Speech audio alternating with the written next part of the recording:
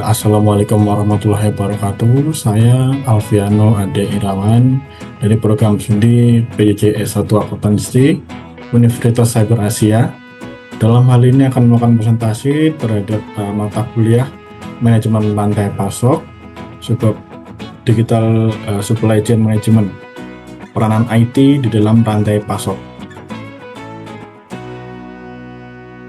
Latar belakang dari perlunya atau pentingnya dari digital supply chain management adalah gangguan atau variabilisasi rantai pasok global, terutama pasca COVID-19, gangguan iklim, geopolitik, dan fluktuasi permintaan mempertegas kebutuhan visibilitas real time dan adaptasi yang cepat. Lalu ada pengeluaran biaya operasional yang tinggi yang menyerap begitu banyak biaya logistik dan teknologi atau peranan IT, AI, IoT, Big Data, cloud computing dan edge computing diperlukan untuk menjadi kunci dari efisiensi supply chain management. Dengan lebih dari 90% pengguna internet pernah belanja secara online, dan 40% perusahaan sudah mengadopsi Big Data Analytics, menandakan tren kuat untuk menuju Digital Supply Chain Management.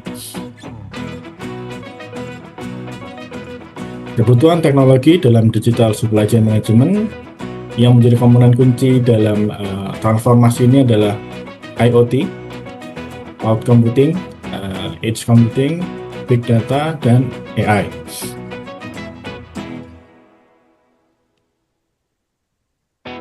Internet of Things. Jadi IoT atau Internet of Things ini sebagai fondasi utama dari digital supply chain. Jadi sensor, RFID, dan perangkat terhubung yang memungkinkan pelacakan status barang dan predictive maintenance. Jadi menghubungkan antara dunia teknologi dengan hal yang ada di secara fisik ya. Integrasi IoT dengan Big Data meningkatkan efisiensi operasional, forecasting, optimasi rute, dan manajemen risiko. Jadi IoT ini tidak berdiri sendiri tentunya, karena kolaborasi dengan beberapa komponen kunci lainnya dengan Big Data.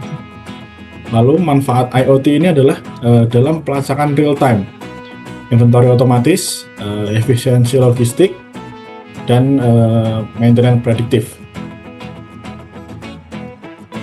Cloud Computing dan Edge Computing. Jadi cloud memberikan storage dan komutasi skala besar secara fleksibel. Jadi untuk menerapkan digital supply chain management tentunya memakan begitu banyak ruang data. Jadi diperlukannya storage atau penyimpanan yang skala besar dan dapat diakses dimanapun. Oleh karena itu diperlukan cloud computing. Dan edge computing mempercepat analisis data IoT di sumbernya. Jadi dalam hal ini edge computing mengurangi latensi, menurunkan beban bandwidth cloud, dan meningkatkan privacy. Dicocok untuk aplikasi IoT critical dan remote.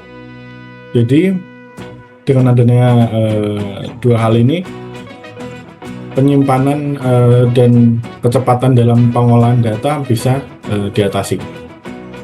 Big Data dan AI. Dengan semua data yang kita olah tadi, Big Data ini sebagai aset strategis dalam prediksi permintaan, optimalisasi inventory, dan evaluasi risiko rantai pasok. Jadi Big Data inilah yang kita olah dalam digital supply chain. Sinergi IoT dan AI dalam manufaktur meningkatkan visibilitas inventory, prediksi permintaan, efisiensi operasi, serta pengurangan biaya dan peningkatan kepuasan pelanggan. Jadi dari komponen kunci yang tadi, dari IoT, Big Data, Cloud Computing, Edge Computing, dan AI itu saling bersinergi. Tidak ada satu yang lebih penting, saling bersinergi untuk pelaksanaan transformasi digital supply chain management yang efektif. tantangan penerapan digital supply chain management, tentunya biaya yang tinggi dan ROI atau return on investment yang tidak langsung. Jadi biaya sensor, infrastruktur jaringan, interoperabilitas sistem legacy yang menuntut investasi secara besar, apalagi untuk UKM. Keamanan data dan risiko cyber, cloud, IoT, dan edge rentan terhadap breach, insider threat, dan serangan. Jadi diperlukan implementasi keamanan yang berlapis, enkripsi, segmentasi, audit, dan compliance.